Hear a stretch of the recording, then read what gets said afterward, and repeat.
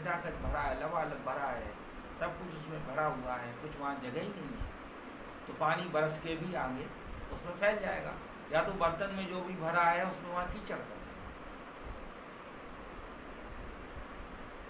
यहाँ तक कि कहते हैं स्वाति नक्षत्र में जो ओस की बूंद गिरती है वो सर्प का विष बढ़ाती है, और सीप के ऊपर गिरती है तो वही सीप के मोती का कारण बनती है। स्वाति नक्षत्र वही है और जो ओस की बूंद है वो भी वही है, या हम कह रहे हैं मतलब पानी बरस जाए वो भी वही है, लेकिन किसके ऊपर गिर रही है वहां वैसा फर्क होता है। इसका एक छंद भी है, शायद कबीर दास का है, किसका ये छंद है, बहुत अच्छा छंद है। उसी प्रकार से अयोध्या श्री राम मंदिर का प्रणयन होने जा रहा है। जो भगवान राम अथवा कृष्ण अथवा शिव अथवा दुर्गा किसी की भी उपासना करते हैं, उनके लिए उनका विग्रह कोई मन में कोई बहुत बड़ा नयापन नहीं लाएगा, क्योंकि उसी विग्रह के आसपास उनका मन सदा सर्वदा डोलता है। उनका जो मन है वो सदा सर्वदा उसी विग्रह का चिंतन करता है। जैसे अपने यहाँ चौपाई आती है और वही उस विग्रह में है भी।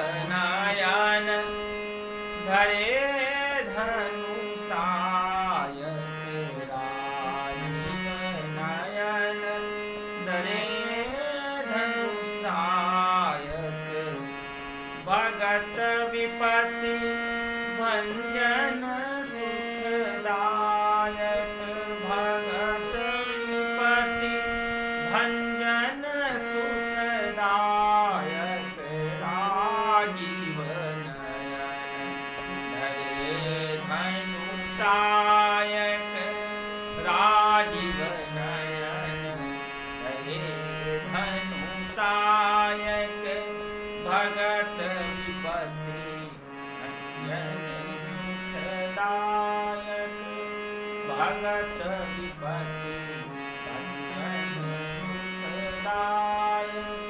और भगवान के बाल रूप का जो वर्णन तुलसीदास जी ने किया है वहां भी, क्योंकि हम लोग ज्यादा रामचरितमानस से अधिक परिचित नहीं है, ना ही भागवत से है। हम लोग मनुष्यों से अधिक परिचित हैं। मनुष्यों के मन की दशा को व्यक्त करने के लिए संपूर्ण शास्त्र, संपूर्ण वेद, संपूर्ण पुराण को प्रकट किया गया, रचा गया, ये हम नहीं कह सकते, प्रकट किया गया, जिससे कि उसको हम लोग पढ़ के हमारा जो मनोविज्ञान है, जीवन का मनोविज्ञान है, उससे परिचित हो सके। किसी का भी मन जहर नहीं पीना चाहता, फिर भी संसार सारम भुजगेंद्र हारम, संसार के जो सारत्व है, जो सर्प है, उसको हम लोग अपने गले में लपेटे घूमना चाहते हैं। शंकर जी से बस इतनी चीज अडॉप्ट करते हैं कि हम लोग सर्पों को अपने गले में लपेट के घूमते हैं। संसार का सार भुजगेंद्र ही है। अभी उस दिन हमने फेसबुक पे लिखा था, कर्पूरे गौरम करुणावतारम संसार सारम भुजगेंद्रहारम, सदा वसंतम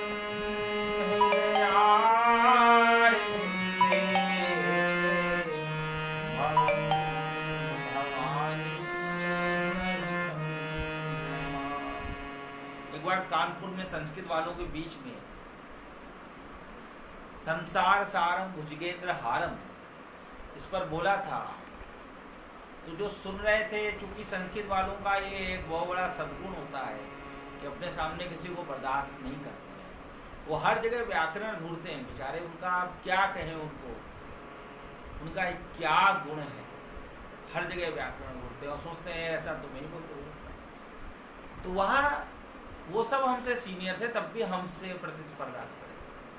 तो संसार सारम भुजगेंद्र हारम,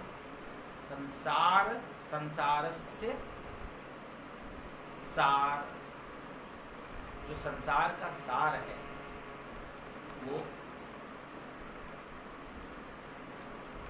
वो जो भुजग है उसके राजा, मतलब भुजंग माने सर्प,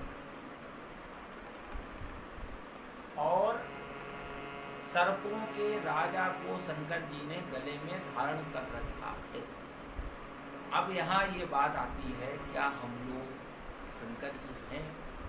शंकर जी हैं तो शंकर जी ने जिस प्रकार से जहर पी लिया उस तरह से लोगों को पी लेना चाहिए, तो संभावना नहीं होती है। रहने का जो तरीका है भगवान का, उसे अडॉप्ट करना चाहिए। जो उन्होंने किया, न राम न कृष्ण न शिव, किसी का भी नहीं किया जा सकता।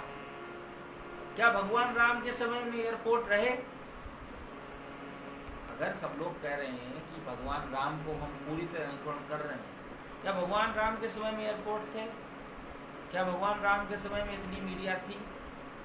क्या इतने माइक लगते थे? क्या इतने एलईडी लगते थे? तो राम का भी अनुकरण नहीं किया जा सकता। सब सरासर झूठ बात है। राम का भी और कृष्ण का भी और शिव का भी और दुर्गा जी का तो कर ही नहीं सकते। दुर्गा जी को तो सभी ने शक्तियां प्रदान की हैं। जब वहाँ पे वो शायद महिषासुर के वध की तरफ बढ़ रहे हैं, तो वहाँ दुर्गा जी का स्वरूप प्रकट किया जाता है। किसी ने उनको अपने शस्त्र दिए हैं, किसी ने उनको अपनी कृपाण दी है, किसी ने उनको चक्र दिया है, किसी ने गदा दी है। इतने सारे देवताओं ने मिलजुल के उनका स्वरूप रचा। तो जो भी संसार में अब कहेंगे उनको तथाकथित ही कहेंगे, हर समय रणचंडी का रूप धरे रहती हैं स्त्रियाँ। वो सिर्फ अपने कुल का विनाश करती हैं, उससे अधिक कुछ नहीं। कुल का विनाश करना हो तो अपने घर की कन्याओं को बढ़िया रोज भी रस की कविता सुनाओ। आप पे नहीं लाठी चलाएंगी तो अपने पति पे तो चलाएंगी, और जब पति पे चलाएंगी तो रोते हुए आपके पास आएंगी, आप उनको अपने घर ले आओगे, तो लड़की की जिंदगी बर्बाद हो जाएगी।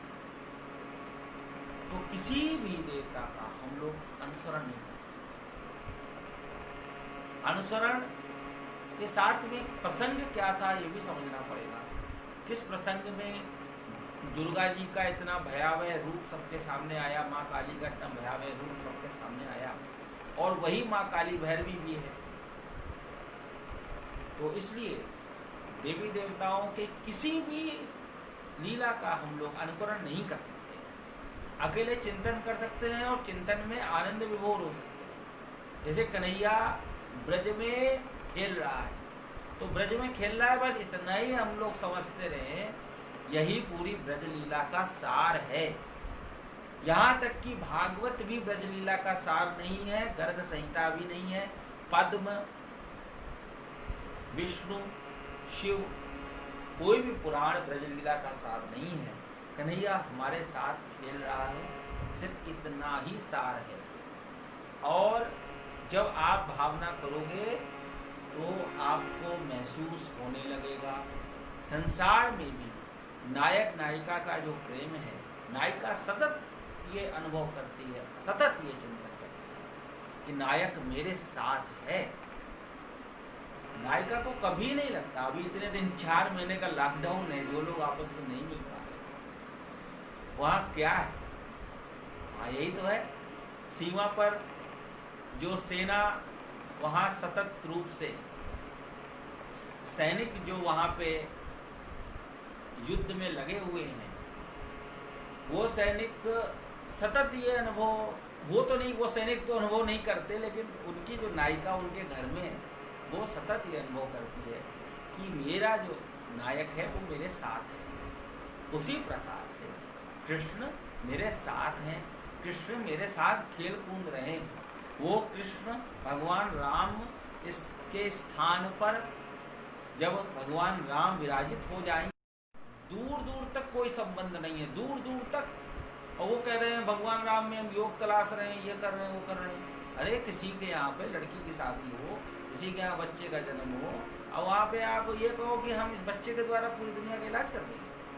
कल के दिन वहाँ पर मंदिर का जन्म हुआ, कल के दिन देखिए वहाँ ऋतंबरा जी कैसे नाच रही हैं, कैसे झूम झूम के नाच रही हैं। उनका नाचना मन को, दिल को छू गया।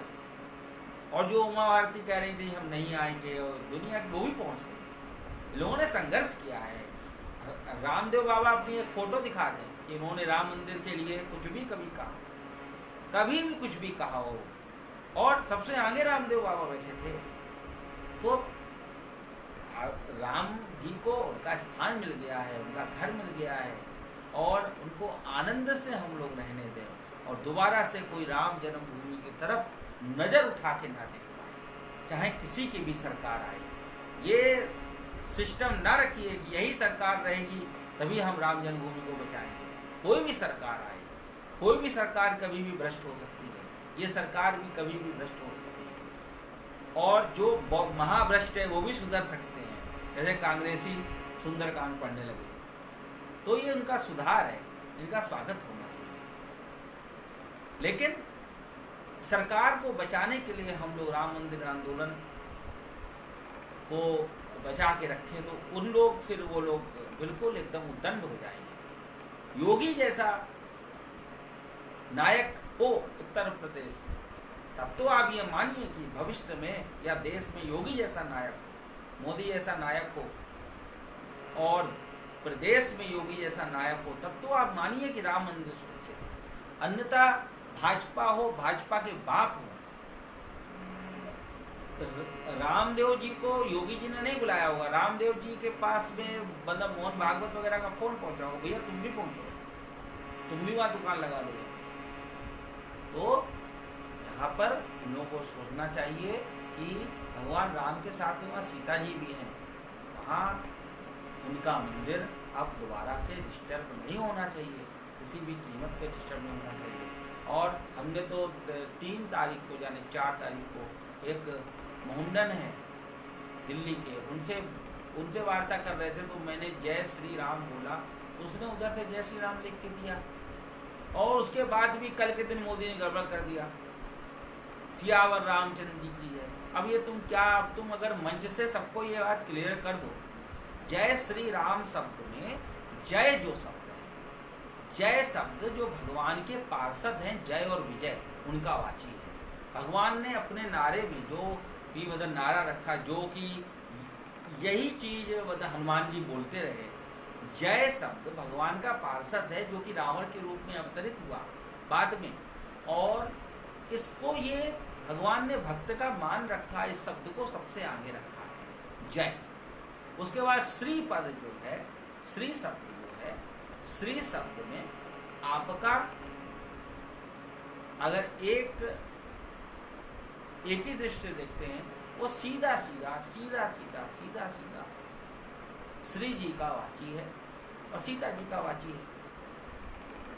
उसके उपरांत में भगवान राम है वहां पर।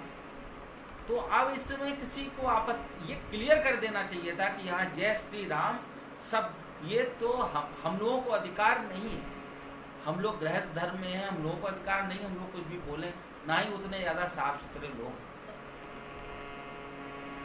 तो ये चीज क्लियर कर देनी चाहिए थी, तो ये जय श्री राम बंद ही ना होता, कभी भी बंद ना होता, लेकिन क्लियर नहीं किया कल के दिन, और इस पर इतना लोगों ने विवाद भी कर डाला। और समस्या कहाँ आई?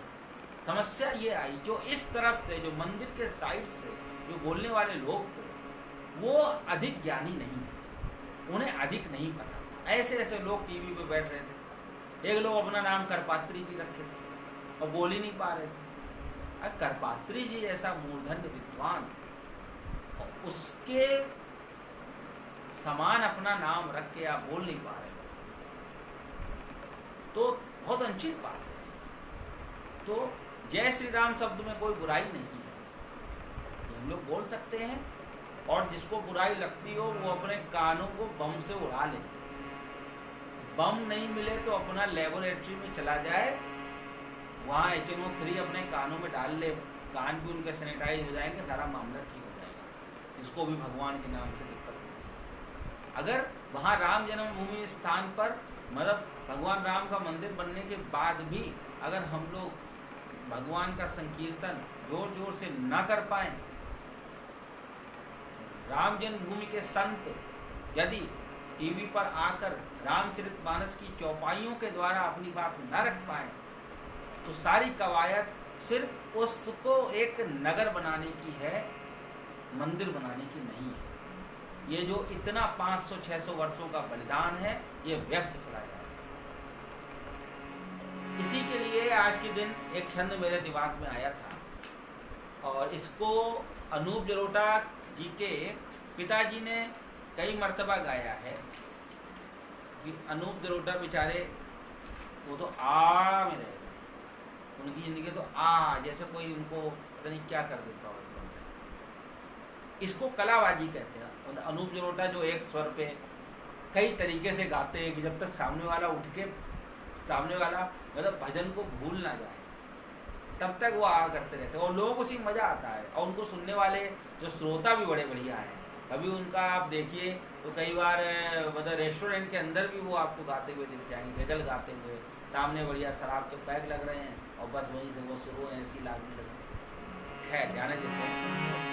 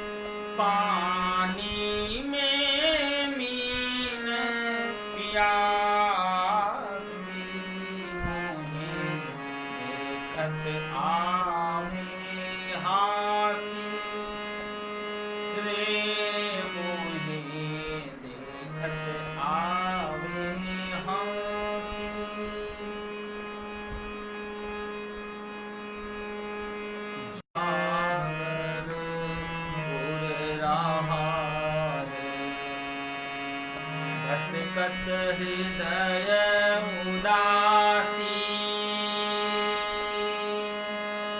पानी में मीन प्यासी देखत आवे हासी। ये छंद हमको बहुत पसंद है और किसी की कोई बात आपको पूरी पूरी पसंद आ जाए ये भी जरूरी नहीं है। अंतिम के कुछ पंक्तियां हैं इसमें कि ये फरमा रहे हैं साहब कि अब इनको हमने मतलब साहब बोल दिया तुरंत, क्योंकि यहाँ से इन्होंने मतलब हिंदू धर्म का अपमान कर दिया कबीरदास जी। अब कोई कबीर बनती हो वो आज के दिन और मतलब दोबारा भोजन कर ले, हमें क्या करना। जैसे आप बैठकर ये बोल सकते हो कि मंदिर जाने से कुछ नहीं होता, वैसे हम ये भी बोल सकते हैं कि जिन्होंने ये बोला कि मंदिर जाने से कुछ नहीं होता वो गलत है, और उसी के द्वारा इतना आधुनिक पीढ़ी दूर हो गई। अमेरिका में अकेले एक ही संत पढ़ाया जाता है, उसका नाम है कबीरदास। अमेरिका में कोई संत नहीं पढ़ाया जाता, कबीरदास ही पढ़ाए जाते हैं। क्योंकि कबीरदास जी को पढ़ाने से कोई भी अमेरिकन किसी भी कीमत पर जीसस क्राइस्ट से दूर नहीं हो सकता। वहाँ के एडमिनिस्ट्रेशन को ये खतरा रहता है कि यदि उन्होंने सूरदास जी को पढ़ा दिया तो सब जीसस फीसस को किनारे फेंक कर सूरदास में खो जाएगा। उन्हें यह भी खतरा रहता है यदि मीराबाई का प्रेम बता दिया तो सब शेक्सपियर की किताबों को आग लगा देगा। उन्हें यह भी खतरा रहता है यदि हमने प्रेमचंद को छोड़कर यदि भारत के किसी बड़े धुरंधर मूर्धन्य बढ़िया से भक्तिकालीन संत को पढ़ा दिया तो जो वहाँ पर आधुनिकवाद है उसको छोड़ के सब भारतीयता की तरफ लौट आए। और मिथ्या तौर पे भारतीय होना कोई बड़ी बात नहीं है।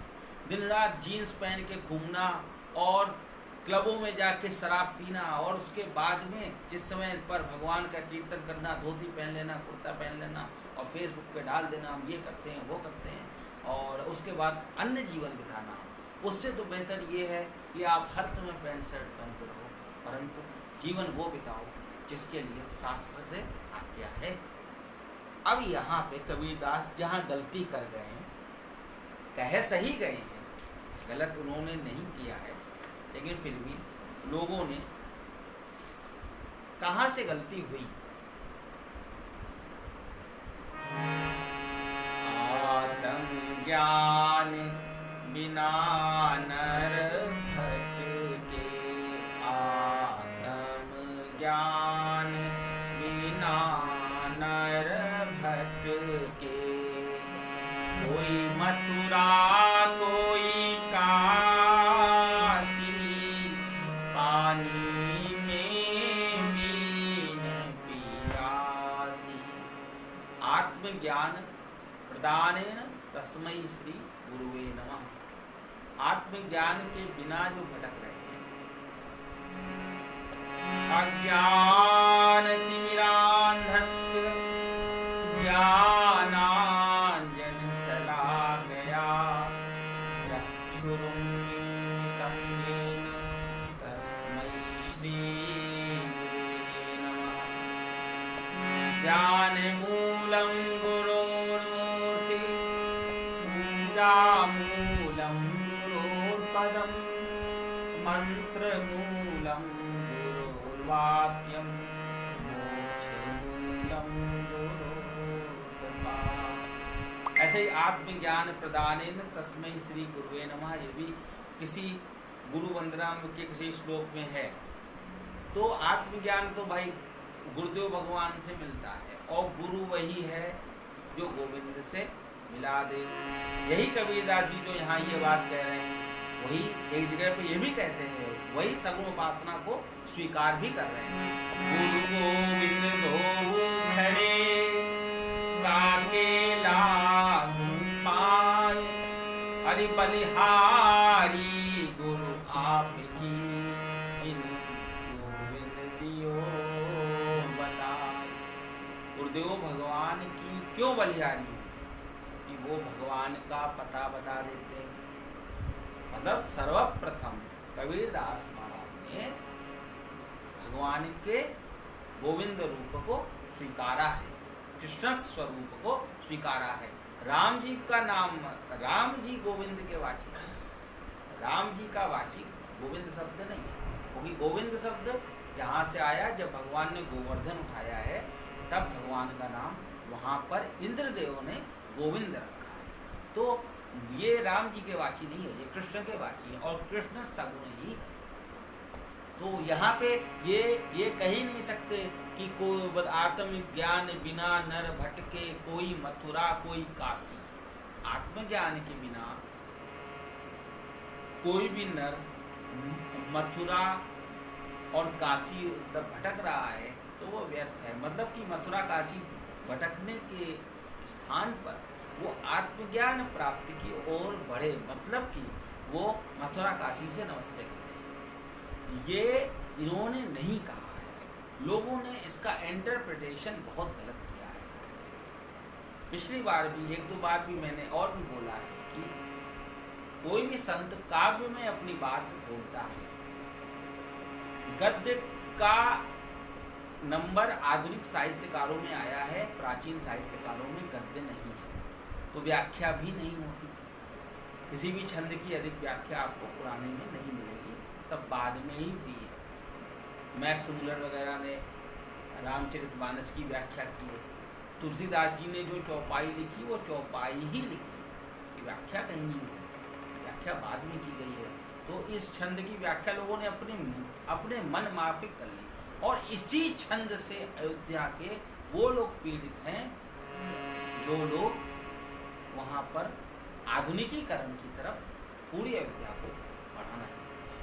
हम लोग विरोध नहीं कर रहे हैं, अयोध्या जी बहुत सुंदर हो, बहुत अच्छे लोग, क्योंकि हम लोगों को क्या करना है, हम लोग कानपुर है, कानपुर हम लोग कानपुर हैं, और उधर सरयू पाली है, तो इधर से रिश्ते नाते भी उधर नहीं होंगे, और ना ही वो लोग हम लोगों को बहुत अच्छा ब्राह्मण मानते हैं।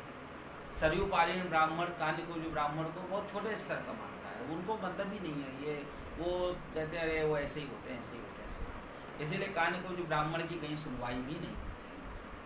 आप पूरे पूरे भारत का पूरा मंत्रिमंडल देख लो, कहने को ब्राह्मण आपको एक भी नहीं है। बस इतना है कि भगवान राम का वो स्थान है और वहाँ भगवान राम सुख पूर्वक रहें, इतना मतलब है।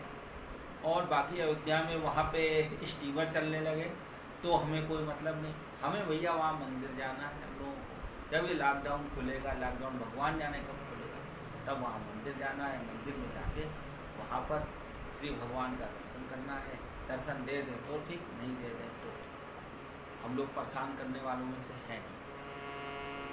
अब यहाँ पर ये बात आई कि दर्शन दे दे तो ठीक, दर्शन ना दे तो ठीक। ये भाव आखिर किस उपासना में, कौन सी उपासना में ये बात है? क्योंकि अपने यहाँ तो सब हट पकड़े रहते हैं कि जैसे वहां पर माँ यशोदा कहती हैं, कहनो मान ले कन्हैया मात हट पकड़े, कहनो मान ले कन्हैया मात हट पकड़े, कहना मान लो हट मत पकड़ो। ये माँ यशोदा भगवान से कह रहे हैं। ऐसे उधर से भी कह सकते हैं कि कहना मान लो हट मत पकड़ो, हमें आराम से, हमें आराम से रहने दो, आप भी आराम से रहो। अच्छा, ये भावना कहाँ की है? ये भावना क्या सखी भाव की है? क्या नवधा भक्ति की है? क्या ये प्रेम के जो अंग उपांग कहे गए वहाँ की है? ये भावना कहाँ की है?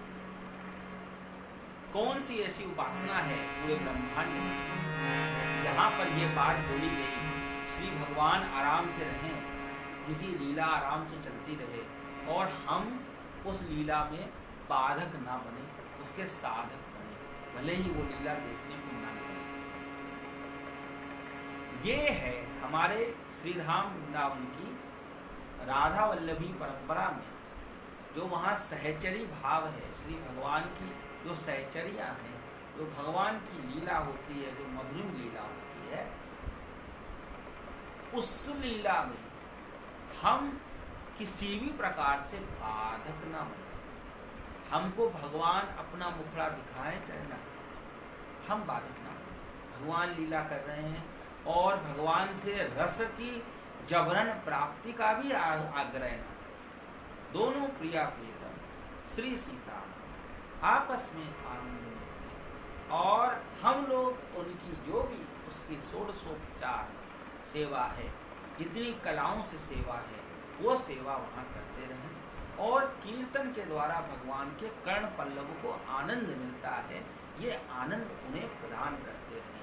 यदि आप कृष्ण का राम का कीर्तन करोगे तो उससे सीता जी प्रसन्न होंगी, सीता जी का कीर्तन करोगे तो उससे राम जी प्रसन्न होंगे और अपने शरीर का कीर्तन करोगे तो उससे अस्पताल प्रसन्न होंगे और जब अस्पताल प्रसन्न होंगे तो आपको अस्पतालों में जाना पड़ेगा और जा ही रहेगा, कंटिन्यू जा रही है। जितना हम लोगों ने शरीर का चिंतन कर लिया, 2000 ये जब से बाबा ये हरिद्वार वाला प्रकट हुआ है, पहले भी लोग योग करते थे, आसन करते थे, प्राणायाम करते थे। 2004 से ये भाई साहब हैं और कभी कहीं डोलते कहीं डोलते, और उसके अतिरिक्त भी हम लोग जिम वगैरह बहुत जाने लगे, टहलने बहुत लगे, सब कुछ करने लगे। और सब कुछ करने के बाद अस्पतालों का सेवन, इतना भयंकर सेवन कि जिसका कोई आइडिया नहीं लगा सकता। कोई इनसे पूछे कि इतना शरीर पे ध्यान देने के बावजूद भी आप कोरोना से लड़ क्यों नहीं पाए, तो जवाब उनके पास नहीं। तो हमारा कहने का मतलब ये है, ये हमारे ब्रज में ही एक ऐसा भाव है, सहचरी भाव। सहचरी मतलब सह माने सहित चलना, उनके चरणों के सहित हमारा जीवन है। आचरण भी यही शब्द है, आचरण, श्री भगवान के चरणों का आवाहन ही आचरण है। जिस चरित्र में भगवान के श्री चरणों का आह्वान ना हो वो चरित्र नहीं है, वो दुष्चरित्र है। चाहे उसमें कितने ही नाट्य के अंग उपांग वहाँ विद्यमान हों, ज्वालामुखी जैसे धधक रहे हों, कितनी व्याकरण वहाँ पर क्रीड़ा कर रही हो, कितने सारे वहाँ रंगरूट धारी लोग वहाँ पर गोली बंदूक लिए घूम रहे हैं, लेकिन आचरण वही है जिसके द्वारा श्री भगवान के चरण कमल का आवाहन किया जाए, उन चरण कमल में रहने की बात की जाए। सीताराम सीताराम सीताराम कहिए, जाहि विधि राखे राम, ताहि विधि रहिए। सीताराम सीताराम सीताराम कहिए, जाहि विधि राखे राम, ताहि विधि रहिए। मुख में हो राम नाम, नाम सेवा हाथ में। मुख में हो राम नाम, राम सेवा हाथ में।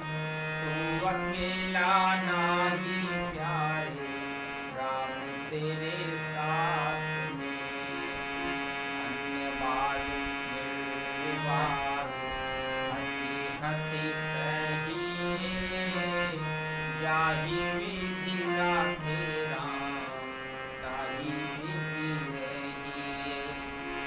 सीताराम सीताराम सीताराम कहिए, जाहि विधि राखे राम, ताहि विधि रहिए।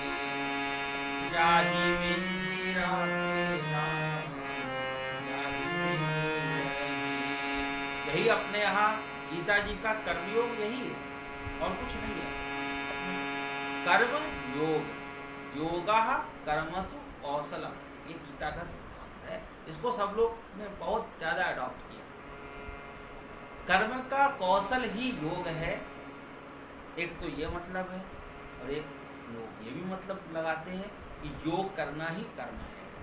इसका कर्म योग का जो सबसे सही व्याख्या है वो ये है कि हम लोग कर्म नहीं कर सकते, सच्चाई ये है।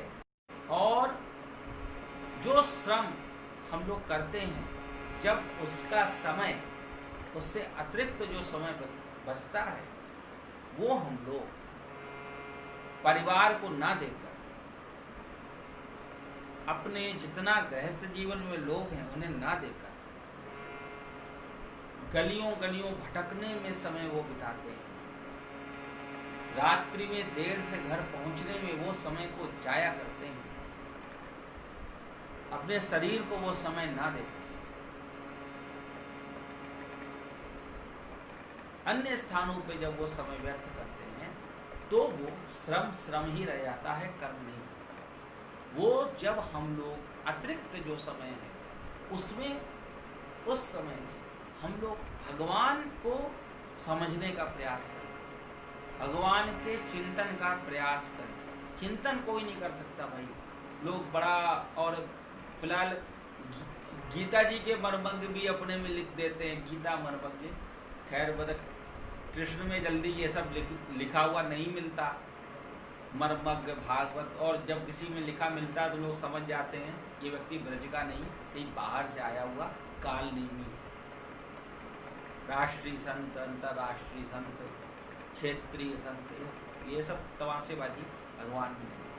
तो वो श्रम के अतिरिक्त जो समय बचता है, उस समय में हम लोग भगवान की किसी भी लीला का चिंतन, किसी भी लीला में आनंद में रहें। और चिंतन का समय भाई दोपहर का नहीं होता है, ना सुबह का होता है। चिंतन का समय रात का होता है। रात में भगवान का कुछ भी अच्छा वस्तु सुनते हुए हम लोग निद्रा महारानी को प्राप्त हों, तो रात में श्री भगवान आकर अवश्य रूप से दर्शन जरूर दें। क्योंकि भगवान कहाँ जाएंगे? भगवान कहीं नहीं जाएंगे। भगवान तो जब वहाँ पर भगवान जन्म स्थान पे मंदिर में नहीं आ पा रहे थे तो भी भगवान वहाँ थे, रोते भी लगते थे, लेकिन थे।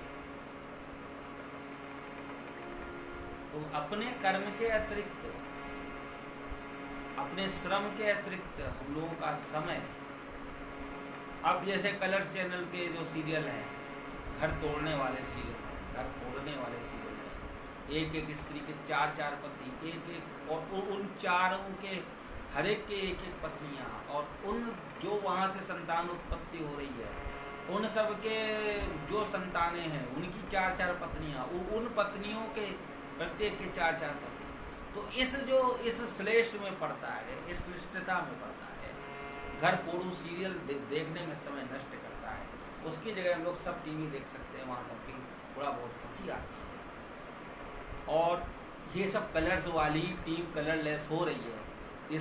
ये जो कोरोना का कलर है ये उन्हीं को लग रहा है जो ज़्यादा कलर्स पे दिखाई देते हैं। तो यहाँ पे आत्मज्ञान बिना नर भटके, कोई मथुरा कोई काशी। आत्मज्ञान के बिना हम लोग मथुरा और काशी भटकना ही है। ये चीज कल के दिन वहाँ समझ में आ रही है। आत्मज्ञान मतलब आत्मा का धर्म क्या है, भगवान का चिंतन, और उसका ज्ञान के बिना वहाँ से भटक रहे हैं, भीड़ इकट्ठा नहीं करनी। जैसे बहुत से लोग का सपना होता है कि उसका IT में सिलेक्शन हो जाए, लेकिन IT में सिलेक्शन के बाद भी वहाँ पर पढ़ाई करनी पड़ेगी, वहाँ अंदर नहीं तो फिर लोगों की बैक लगती है। जैसे कि जो भी आपके अपने माननीय मतलब संविधान की कृपा से इनका सिलेक्शन होता है, जैसे मान लो डॉक्टरी में हो गया तो डॉक्टरी में वो सिलेक्ट हो जाते हैं, अंदर जाके पास नहीं हो पाते। वो वही लोग पास होने में वहाँ MBBS में 10 साल लगाते हैं, और उन्हीं का फिर वो संविधान बढ़िया तरीके से अपने कानपुर के हैलेट में सिलेक्शन करवाते हैं, और उस सिलेक्शन के बाद में कानपुर का कोरोना मीटर सबसे ऊपर होता है। या कहीं का भी जहाँ भी मतलब सरकारी अस्पताल के डॉक्टर हैं उन्हें कितना आता है। तो उसी प्रकार से राम जन्मभूमि जन्म स्थान पर मंदिर का भव्य निर्माण, और उसके साथ में वहाँ के संतों, वहाँ तो मंदिर बनने जा रहा है, बिल्कुल कन्फर्म है, कोई कमी नहीं। हम लोग कितना उसमें सहभागी होंगे ये समय बताएगा, लेकिन वहाँ के संतों के जीवा पर राम मंदिर बने। संतों के जीवा पर रामचरितमानस की चौपाइयाँ क्रीड़ा करें, गीता जी की श्लोक उसमें क्रीड़ा करें, भागवत जी क्रीड़ा करें। अब वो अपनी जीवा पर इस प्रकार की बातें ना लाएं, सामाजिक समरसता ऐसी बेमतलब की बातें, ये सब बातें लाने की जरूरत नहीं है। अब वहाँ पे भगवान ने जैसे एक लड़की की शादी नहीं हो रही, शादी नहीं हो रही, अब शादी करवा दी, अब शादी के बाद भी वो वही रोना पीटना मचाए शादी में, अब वो बात नहीं चलेगी। अब वहाँ के संतों को पूरे ब्रह्मांड में भगवान राम का प्रतिनिधित्व करना पड़ेगा, उनको अपनी वाणी ऐसी प्रखर करनी पड़ेगी कि उनके द्वारा लोग भगवान राम को जान सकें। एयरपोर्ट से लोग आएंगे, एयरपोर्ट से उतरेंगे, फिर महाराज जी उनका वेलकम करने जाएंगे, सारे महाराज जी लोग, इससे काम नहीं चलेगा।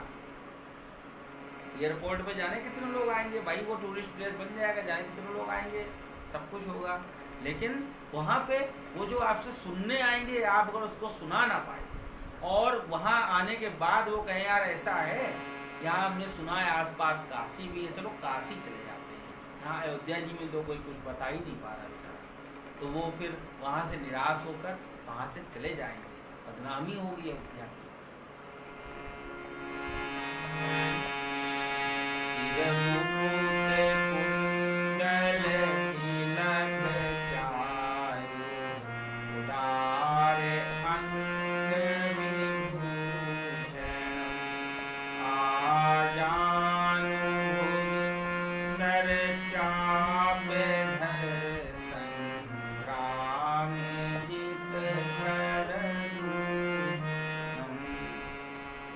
हर और दूषण, जो दूषण है, जो जीवन के दोष हैं, उनको भगवान संग्राम में अवश्यमेव रूप से उस पर जीत हासिल करते हैं, उस पर विजित होते ही हैं।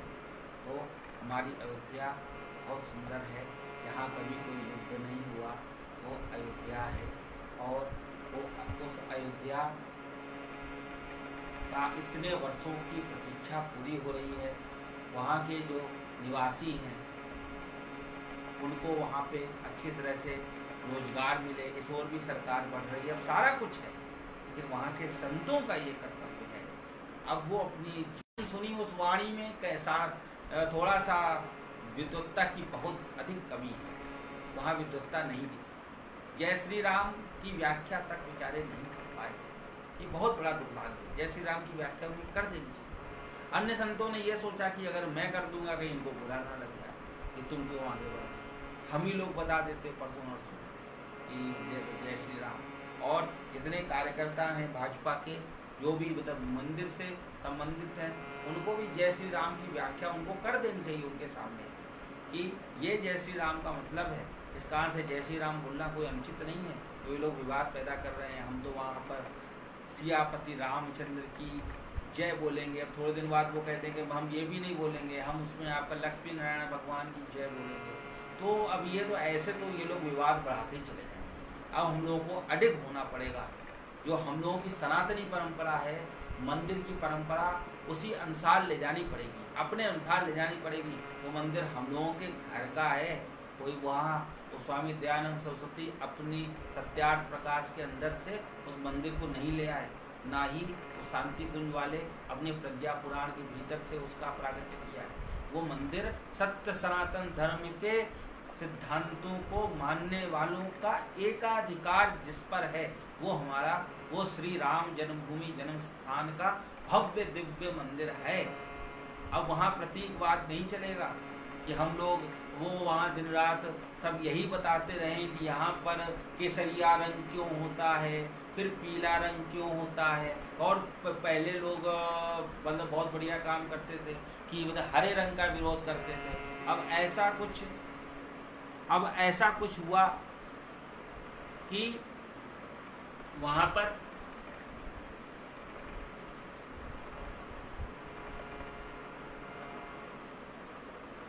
ऐसा कुछ वहाँ पे हुआ कि भगवान को हरे वस्त्र पहनाए गए, तो किसी के पास जवाब नहीं था कि हरा वस्त्र वहाँ पे क्यों पहनाया। और वहाँ मीडिया में पूछ दिया कि आप लोग तो हरे का विरोध करते थे, हरा ही पहन लिया। उन्हें भगवान वहाँ लीला करा रहे हैं, हम लोग उसका जवाब दे रहे हैं। जैसे भगवान श्री राम ने अपनी लीला की और उसकी व्याख्या तुलसीदास जी ने की। तुलसीदास जी ने कोई राम जी के चरित्र को गढ़ा नहीं है, ना उसकी कल्पना की है।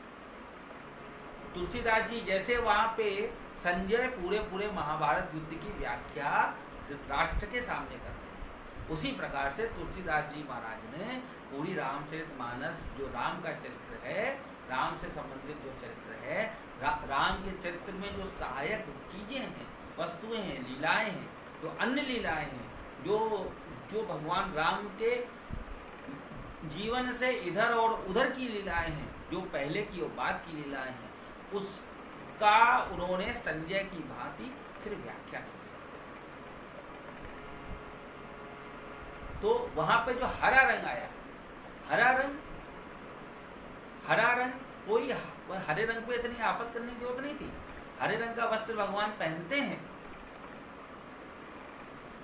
गोकुल में जब हरियाली तीज का झूला पड़ता है तो वहां के मंदिरों में हरा रंग ही कृष्ण भगवान पहनते हैं। इसमें इन्हें लोगों को ये सब बताने में क्या दिक्कत थी? ये सब व्याख्या की जा सकती है, जिससे कि ये ना कहें लोग, लो आप तो जिसका विरोध करते हो भगवान वही करवा देते हैं। आपने हरे का विरोध किया, भगवान ने हरा करवा दिया। आप पहले कहते रहे कि हम हर जगह भगवा करेंगे, तो भगवान ने पीला करवा दिया। आप अगर वहाँ बोल रहे हो, आप बोलने के लिए तब जाओ कि यहाँ पे हम भगवान राम का प्रतिनिधित्व कर रहे हैं, यहाँ पर हम हिंदुओं का नहीं, भगवान राम का प्रतिनिधित्व करने जा रहे हैं। हम उस बात का उत्तर यदि ना दे पाए, हमारे आसू जी हैं, उत्तराखंड से हैं, ये हरे राम राम राम हरे हरे जो अपना वेद का मंत्र है, हरे कृष्ण कृष्ण कृष्ण हरे हरे, उसमें जो हरे पद है, ये हरे पद यही हरि से बना हरे, और उसी को मतलब लोकल लैंग्वेज या जिसको कहते हैं लोक की भाषा, उस भाषा में उसी हरे राम को ये कहते हैं कि मतलब भगवान हरे हो गए। मतलब ये जो भगवान है, यहाँ क्या मैटर क्या है, ये जो भगवान है, भगवान श्री राम क्या है, भगवान श्री राम का पीत वर्ण है। नहीं नहीं नहीं, भगवान श्री राम का नील वर्ण है और सीता जी पीले रंग की है, तो वो नीला और पीला मिलके हरा हो जाता है। ये सब अपने ब्रज के जो संत हैं ये बताते हैं, वो भी जो पुराने हैं, वो जो नए नए मतलब वो चौपतिया पढ़ के मतलब संपूर्णानंद से शास्त्री पास करके जो बन रहे हैं वो नहीं बता पाते हैं। पुराने लोग बताते हैं कि ये जो आपका मतलब हरे कृष्ण मंत्र है, यहाँ जो हरे शब्द है, ये हरे शब्द वहाँ भी यही है, मतलब कन्हैया जी नीले रंग के हैं और सीता जी और जो वहाँ राधा जी हैं वो पीतवर्णा है, पीताम्बर। इसीलिए भगवान जो पीताम्बर धारण करते हैं, वो पीताम्बर दरअसल हर समय श्री राधा जी उनके साथ में रहें, इसका वाची है वो पीताम्बर। पीताम्बर फालतू में नहीं धारण करते, लेकिन हर समय उसी पीताम्बर की हम बैठ के विवेचना करते रहें तो वहाँ रस भंग होता है। इससे हम लोग को बचना पड़ेगा।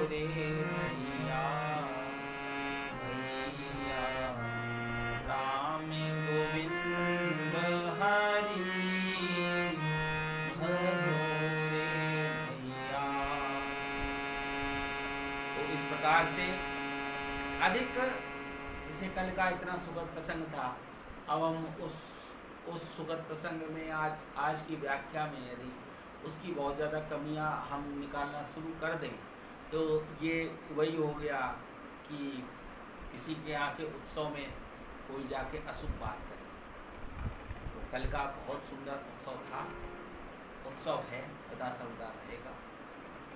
नित्य नित्य वहाँ पर चित्रकूट जैसा आनंद हो, वृंदावन जैसा आनंद हो। अच्छा, क्यों कहते हैं हम लोग कि उसको हम लोग मध्य वृंदावन जैसा बना दें? आखिर ऐसा क्यों, ऐसा सबके मन में आता है? और आखिर क्यों मतलब वृंदावन की तरफ अधिक लोग भागते हैं, इस तरफ कम भागते हैं? आखिर क्यों? इसमें कहीं पर चिंतन में जाकर हमें विचार करना पड़ता। लीला गूढ़ होनी चाहिए, बातें गूढ़ होनी चाहिए, लेकिन इतनी ज़्यादा गूढ़ ना हो कि किसी के पल्ले ही ना पड़े। ये उधर के लोगों की सबसे बड़ी विशेषता है। वो इतना गहरा बोलते हैं कि सामने वाले की समझ से बाहर हो जाता है। जो हमारे ये आपका वो मतलब वृंदावन के संत हैं ध्रुवदास जी, उनका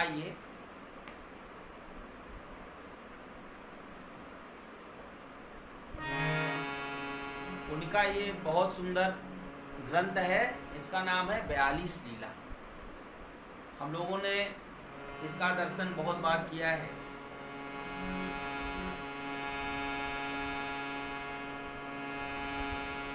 जोई जोई प्यारो करे, सोई मोही भावे, भावे मोही। जोई सोई सोई करे प्यार। ये जो आपस में हम लोगों का भगवान से संबंध होता है, ये हित हरिवंश जी का इन्होंने कोट किया यहाँ पर। जोई जोई प्यारो करे, सोई मोही भावे। जोई जोई प्यारो करे, सोई मोही भावे। जो हमारा प्रियतम है वो जो कहे, और इसी को देखो हिंदी के अपने हिंदी फिल्मों में ले लिया, जो तुमको हो पसंद वही बात कहेंगे, तुम दिन को अगर रात कहो रात रहेंगे, जो तुमको हो पसंद वही बात कहेंगे। इसी को देखो लिया उन्होंने उधर, वहां कहाँ से लाएंगे, कहाँ से नया ले आएंगे, सब कुछ अपने यहाँ लिखा जा चुका। कुछ ऐसा आप कोई भी साहित्य आज समय का देखिए, कोई भी लिखे,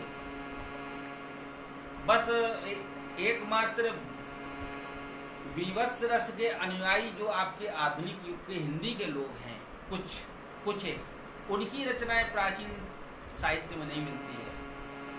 अब जोई जोई प्यारो करे सोई मोहि भावे, भावे मोहि जोई जोई सोई सोई करे प्यारे। जब आपको जो प्रियतम चाहता है वो भाने लगता है, तो प्रियतम भी वही करता है जो आपको भाता है।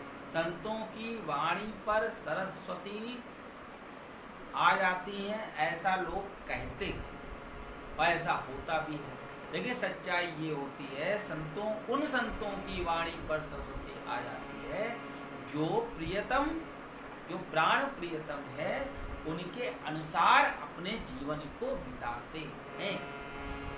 और जब उनके अनुसार जीवन बिताते हैं तो जो प्रियतम है वो उनकी जो वाणी है उसका मान रखने के लिए उस चीज को सत्य साबित कर देते हैं। जैसे अपने यहाँ पे बिंदु जी ने ये बात कही, और कई बार भगवान ने भक्तों की वाणी का मान रखने के लिए तमाम धर्म मर्यादाओं को किनारे करके धर्म की रक्षा की है। जैसे कि प्रबल प्रेम के पाले पड़ कर प्रभु को नियम बदलते देखा, खुद का मान तरे तर जाए, भगत का मान ना तरते देखा। खुद का मान टरे टर जाए, भगत का मान ना टरते देखा। खुद का मान भगवान, ऐसा उन्होंने कहाँ किया, बस उसी पे चर्चा, और उससे अब जो मुख्य बात बता रहे थे वो रह गई। ऐसा कहाँ किया, जब शिशुपाल के प्रसंग में भगवान ने सुदर्शन चक्र धारण किया, तो धारण करते समय ये देखिए, हम जो कुछ भी आपके सम्मुख बोल रहे हैं सब हमारे गुरुजी बोल चुके हैं।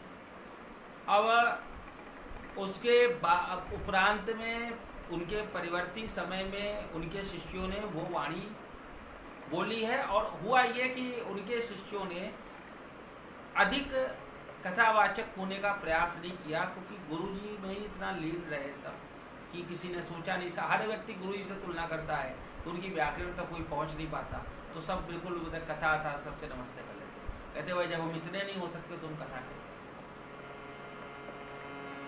तो वहां जब सुदर्शन चक्र भगवान ने धारण किया, भगवान की उंगली कट गई। उंगली कटने के बाद में द्रौपदी ने आकर अपनी साड़ी, सोचा नहीं क्योंकि रानियों की, महारानियों की जो साड़ियां होंगी उसकी कीमत भी आप आइडिया लगाओ क्या रही होगी। तुरंत एक कोना फाड़ के तुरंत भगवान की उंगली में बांध दिया, और ये भाई बहन का प्रेम, और इसी प्रेम को निभाने के लिए भगवान ने संपूर्ण कौरव वंश का संहार भी किया। क्या मतलब अर्जुन के भीतर अपना तेज प्रकट करके कौरव वंश का नाश कर दिया। ये घटना ना होती, अगर वहाँ पर बहन का संबंध ना होता तो भगवान इतना स्ट्रेस ना लेते, दिमाग में इतना टेंशन ना लेते। उन्हें क्या पड़ी थी भाई? वहाँ पे भगवान ने पूछा द्रौपदी से, तुमने ऐसा क्यों किया? यमुनेच्छर पहले के समय में ये हमने बोला है,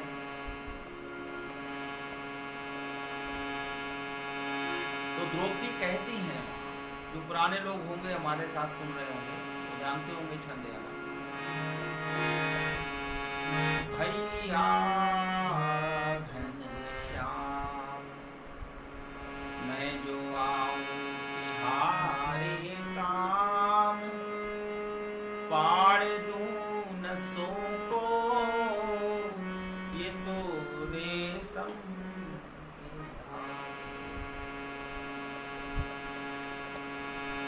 आगे पुराने इन्हें दुर्लभ कर पाने को, अरे दूल्हे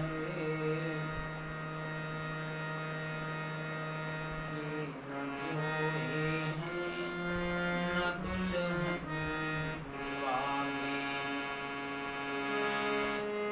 मैंने कब फाड़ी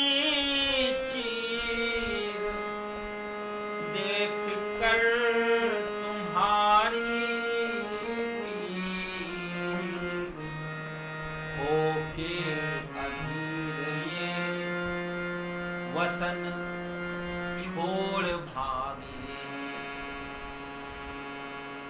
और सबसे सुंदर पंक्ति, रहे वे अभागे जो कि रब बढ़े नहीं आगे हैं, अरे भाग उन्हीं के जागे जो कि उंगली में लागे। यहीं से सिद्धांत निकलता है अपने आप पे, जो राम जन्मभूमि का सिद्धांत है, जिसके लिए जिस सिद्धांत को लेकर राम जन्मभूमि का आंदोलन चला, यही है, रहे वे अभागे जो कि बढ़े नहीं आगे हैं, भाग उन्हीं के जागे जो कि मंदिर में लागे हैं, भाग उन्हीं के जागे जो कि मंदिर में लागे। और है, भैया घनश्याम मैं जो आऊं तिहारे काम, फाड़ दूं नसों को ये तो रेशम के धागे। अब रेशम के धागे तो वहां बांध दिए, अब रेशम के धागों से तो मंदिर बनना नहीं था, तो फिर आया फाड़ दूं नसों को। फिर द्रौपदी महारानी ने सोचा कि नसों को फाड़ना तो हमने नहीं। तो जब राम जन्मभूमि का आंदोलन आया तो वो कार सेवक की व्याख्या कोई कैसे कर सकता है?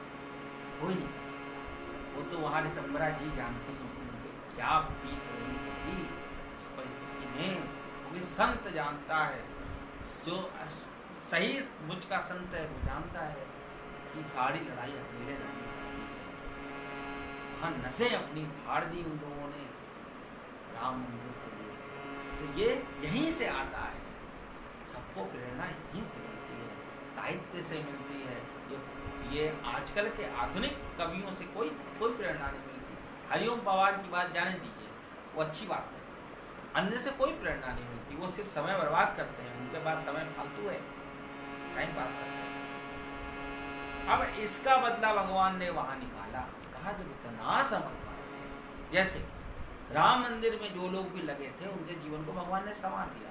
यदि वो बच गए तो जीवन संवर ही गया, सबका संवरा है। जो भी राम मंदिर के लिए जो भी उस बलिदान पर जिन्होंने भी आंसू आज दिन तक ईमानदारी से बहाया है, वो आज की डेट में दुखी नहीं है। सारा का सारा आंसू सबको अच्छा लगे चाहे बुरा लगे। भारत में एक सिर्फ 2 लोग पनपे हैं इतने दिनों, एक सवर्ण ओबीसी लोग उस समय आंसू बहा रहे थे, क्योंकि मुलायम सिंह भैया उनके दुखी हो रहे थे, तो आंसू बहा रहे थे।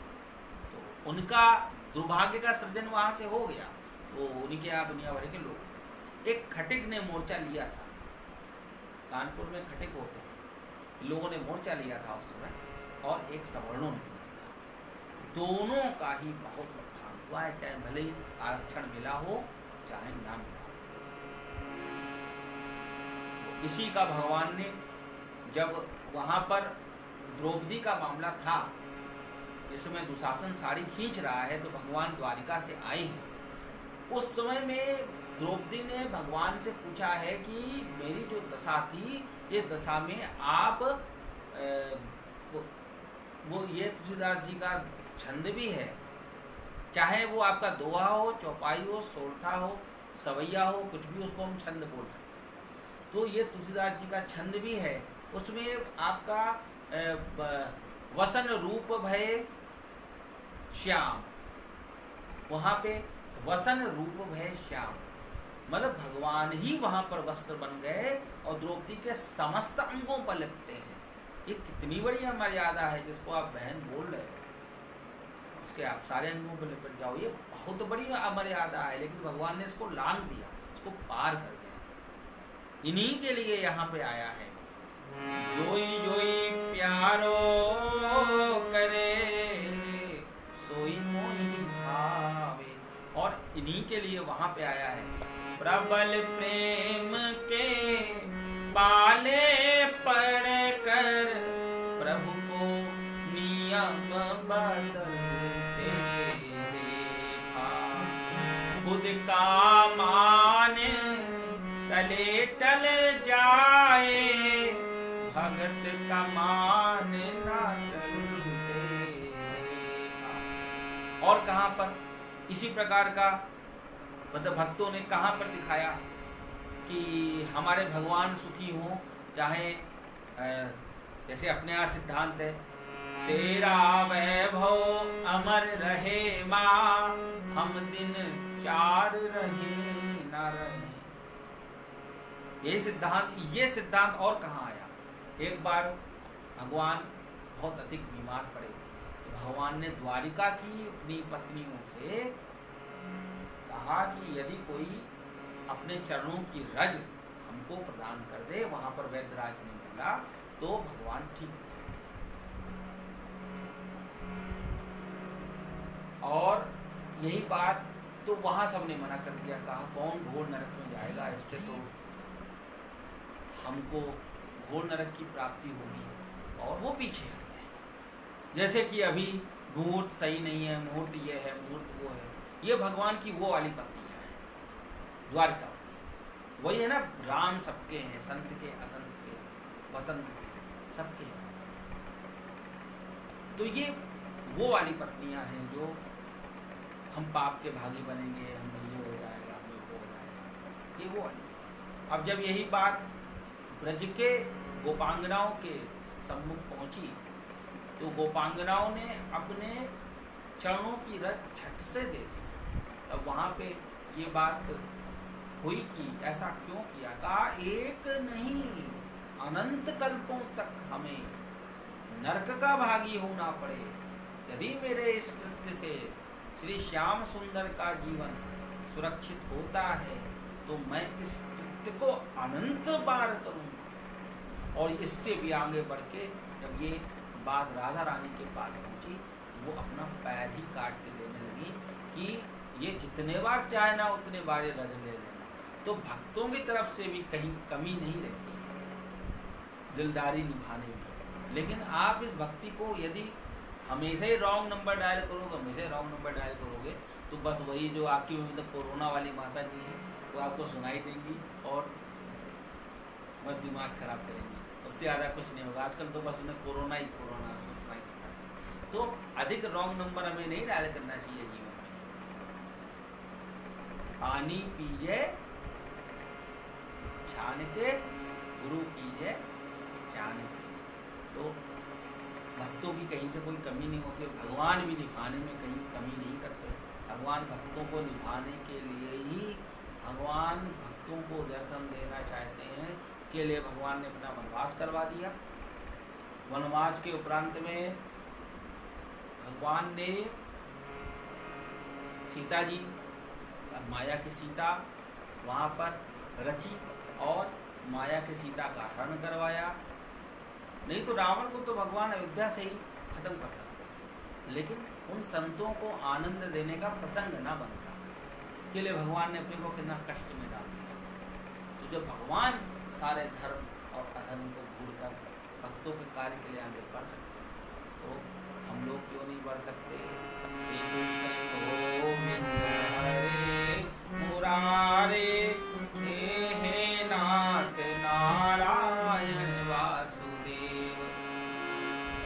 तो बार बार वृंदावन के भांति से अयोध्या को डेवलप करने की बात इसलिए हो रही है, नारद भक्ति सूत्र में साफ साफ आया है, यथा ब्रज गोपिका नाम। भक्ति क्या है? भक्ति जैसी गोपियों ने की वही भक्ति है। और गोपियों के आप संपूर्ण भागवत जी देख लीजिए, किसी भी संप्रदाय का कहीं नामो निशान नहीं, ना तो रामानंद, ना रामानुज, ना निम्बार्क, ना हरिदास, ना राधा वल्लभ, ना ही चैतन्य, किसी का नामो निशान नहीं है। अब वहाँ ये प्रश्न आता है, गोपांगनाओं ने जीवन कैसे बिताया? बस उसके लिए आप भागवत देख लीजिए। गोपांगनाओं ने जीवन वैसे ही बिताया जैसे एक साधारण सा व्यक्ति, साधारण सा घर में रहने वाला व्यक्ति, मध्यम वर्गीय व्यक्ति, उच्च वर्गीय नहीं, मध्यम वर्ग में जो व्यक्ति है, जिस प्रकार से ठाकुर जी की सेवा करता है, तुम ही निवेदित भोजन करही, इस प्रकार से जो जीवन बिता रहा है, त्वदीयम वस्तु गोविंद तुभ्यमेव समर्पये, इस प्रकार से जो वहाँ जीवन बिताता है, उस प्रकार से। और गोपियाँ पूरे दिन अपना कार्य करती हैं और शाम को भगवान का इंतजार करती हैं। वैसे ही हम लोग पूरे दिन अपना कार्य करें, शाम को भगवान का इंतजार करें और रात भगवान में बिता दें, सुबह भगवान आ जाएंगे।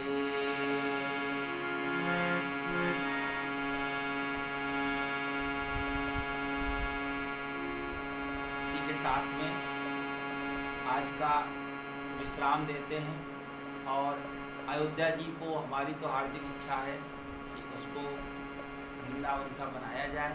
और वृंदावन सा बनाने के लिए, उसके लिए वृंदावन में जो वहाँ के बासिंदे हैं, जो वहाँ रहते हैं, वृंदावन के संतों का आश्रय लेने की आवश्यकता नहीं है।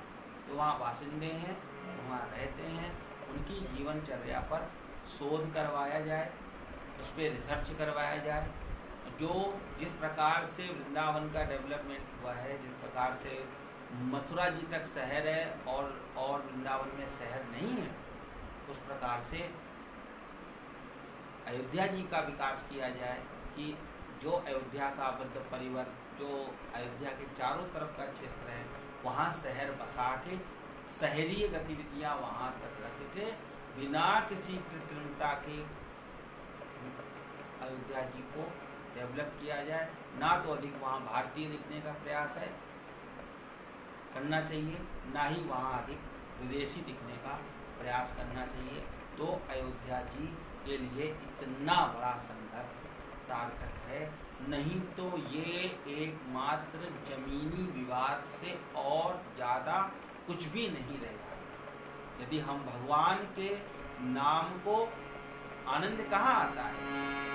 नाहं वसामि वैकुंठे योगिनां हृदयेन च मद्भक्ता यत्र गायन्ति तत्र तिष्ठामि नारद। हमारे भक्त जहाँ गाते हैं, मैं वहीं बैठ जाता हूँ। तो अब तो भगवान वहाँ बैठ गए, तो वहाँ हम लोग क्यों नहीं गाएंगे?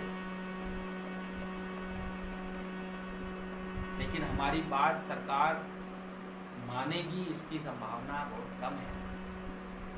क्यों?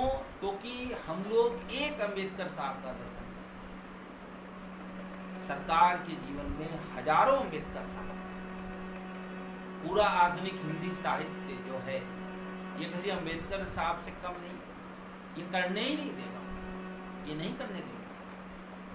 ये 2 लाख 2.5 लाख सैलरी लेके भी क्लास में नहीं पढ़ाते हैं और तरह तरह के फर्जी के सेमिनार अटेंड करते हैं। नहीं करने देंगे, सरकार को अच्छा नहीं करने देंगे। उसके लिए सरकार को रणनीति बनानी पड़ेगी, कमान ऐसे व्यक्ति को दें जो भगवान राम के त्रेता युग कालीन जीवन से परिचित हो। अन्य के चक्कर में ना पड़े। अब आप सोचो, मतलब प्रेमचंद को जो जानता हो वो अयोध्या का विकास इस तरह से कर देगा, ऐसा भगवान चाहते हैं, नहीं करते। उसी के साथ जय जय श्री सीताराम, जय जय श्री राधे, श्री अयोध्या धाम की जय। हम लोग के मुंह से जल्दी अयोध्या आता नहीं था, क्योंकि चित्रकूट का ज्यादा रहता था। श्री चित्रकूट धाम की जय, जन्मभूमि मुक्ति आंदोलन की जय, श्री काशी धाम की जय, श्री हरिद्वार धाम की जय, श्री वृंदावन धाम की जय।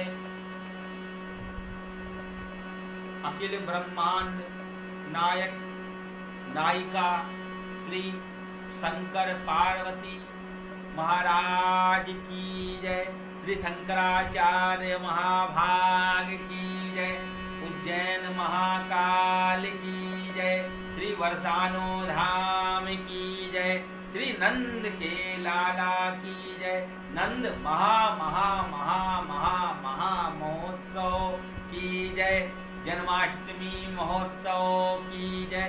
सभी को हल षष्ठी और जन्माष्टमी, हल षष्ठी शायद 10 तारीख के आसपास, 10 की दिनांक में होनी चाहिए और 13 में जन्माष्टमी है, 12, 13, 14 इन डेट्स में पढ़नी चाहिए। सबको हार्दिक बधाई।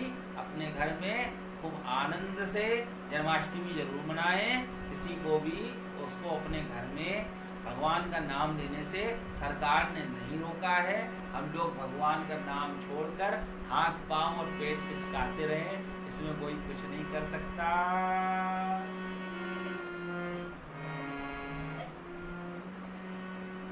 अथ इति विश्रामः। ओम पूर्णमदः पूर्णमिदं पूर्णात् पूर्णमुदच्यते पूर्णस्य पूर्णमादाय पूर्णमेवावशिष्यते।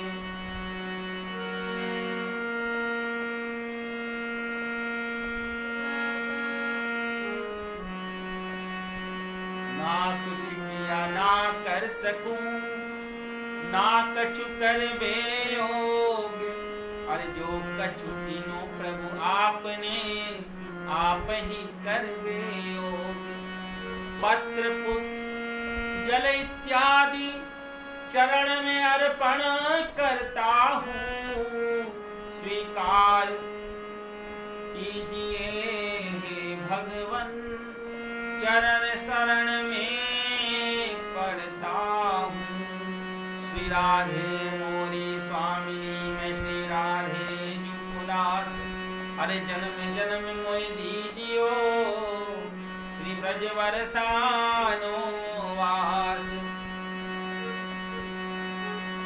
राम नाम रटते रहो, जब लगे घट में प्राण, कबहु तो दीन दयालु के अरि भनक पड़ेगी कान।